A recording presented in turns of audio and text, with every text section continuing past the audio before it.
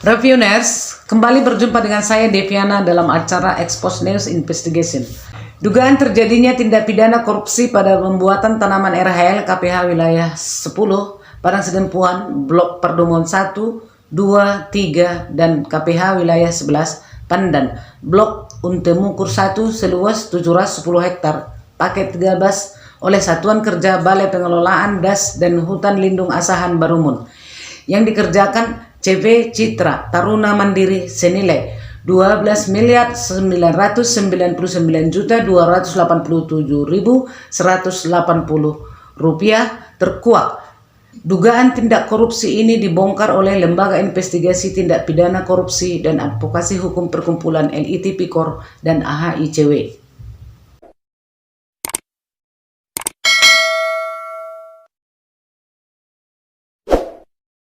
Berdasarkan investigasi yang dilakukan oleh LIT Pikor NHICW di Desa Bukas, Kecamatan Batang Angkola, Kabupaten Tapanuli Selatan, Provinsi Sumatera Utara, ditemukan tanaman RHL berupa duku, durian, ingul, kemiri, jengkol, dan pete, banyak yang merana dan mati.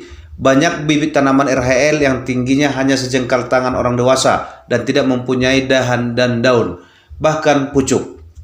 Banyaknya tanaman RHL yang mati ini diduga karena spesifikasi bibit tanaman RHL yang ditanam tidak sesuai dengan spesifikasi bibit tanaman RHL yang direncanakan dan ditetapkan pada kontrak kerja. Oleh LIT Pikor NHICW, Ridwan Maulana, Koordinator LIT Pikor NHICW, mengatakan bahwa persyaratan bibit tanaman RHL yang layak ditanam pada pelaksanaan pekerjaan ini adalah memiliki tinggi bibit minimal 40 cm dan berdahan 4 batang.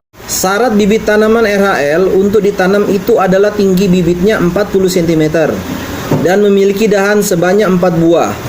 Jadi bagaimana mungkin setelah 3 tahun ditanam dan dipelihara namun tinggi bibit tanaman RHL yang ditanam, tinggi bibit yang ditanam malah menciut menjadi sekitar 20 cm, tidak memiliki dahan, daun, serta pucuk. LIT Pikor NHICW juga menemukan areal penanaman sudah ditumbuhi lebatnya rumput liar. Bibit tanaman banyak yang mati dan ketika dikorek ditemukan lubang tanam tidak memiliki kompos sebagai pupuk dasar pada media tanam.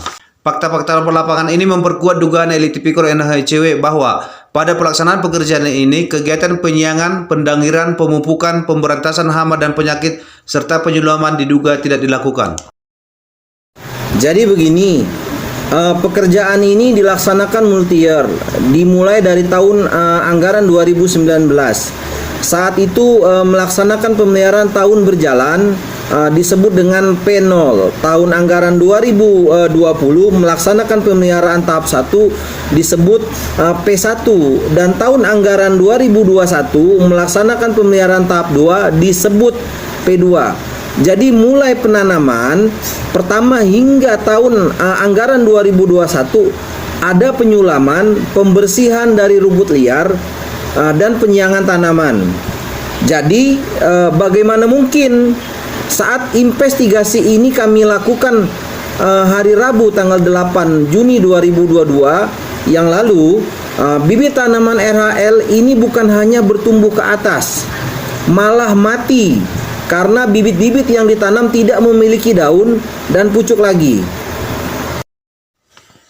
Publik menilai pelaksanaan pekerjaan ini tidak sesuai dengan yang dipersyaratkan pada Peraturan Menteri Lingkungan Hidup dan Kehutanan Republik Indonesia Nomor P105/Men-LHK/Sekjen/Kum 1/12/2018 tentang tata cara pelaksanaan kegiatan pendukung, pemberian insentif serta pembinaan dan pengendalian kegiatan rehabilitasi hutan dan lahan. PPK pembuatan tanaman RHL KPH wilayah 10 Padang Sedempuan, Blok Pertemuan 1, 2, 3 dan KPH wilayah 11 Pandan, Blok Untemukur 1 seluas 710 hektar, paket 13 Balai Pengelolaan Das dan Hutan Lindung Asahan Barumun, ketika dikonfirmasi di ruang kerjanya mengatakan bahwa hasil pelaksanaan pekerjaan ini sudah dibayar lunas. Dia mengatakan dasar dia merekomendasikan pembayaran pekerjaan ini adalah hasil laporan dari pihak rekanan sebagai pengawas dan penilai pemeliharaan. Pekerjaan ini sudah dibayar, padahal fakta di lapangan membuktikan bahwa persentase tumbuh bibit tanaman tidak mencapai 75% sebagaimana yang ditetapkan pada kontrak kerja daripada pelaksanaan pekerjaan ini. Sebagai persyaratan pekerjaan ini dapat diterima dan dibayar.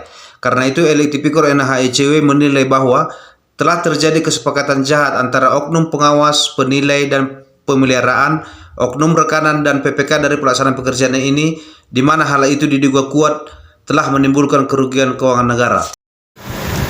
Syarat pembayaran pekerjaan ini adalah persentase bibit tanaman yang ditanam mencapai 75%.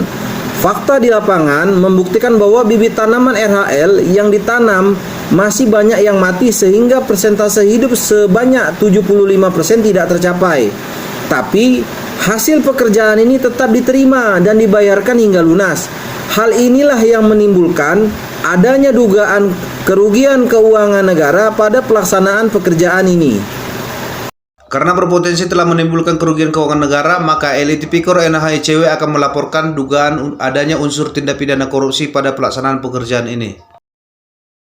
Agar dugaan adanya unsur tindak pidana korupsi pada pelaksanaan pekerjaan ini dapat menjadi terang benderang secara hukum, maka kami akan melaporkan hal ini ke aparat penegak hukum untuk dilakukan penyelidikan dan audit secara menyeluruh terhadap pelaksanaan pekerjaan ini.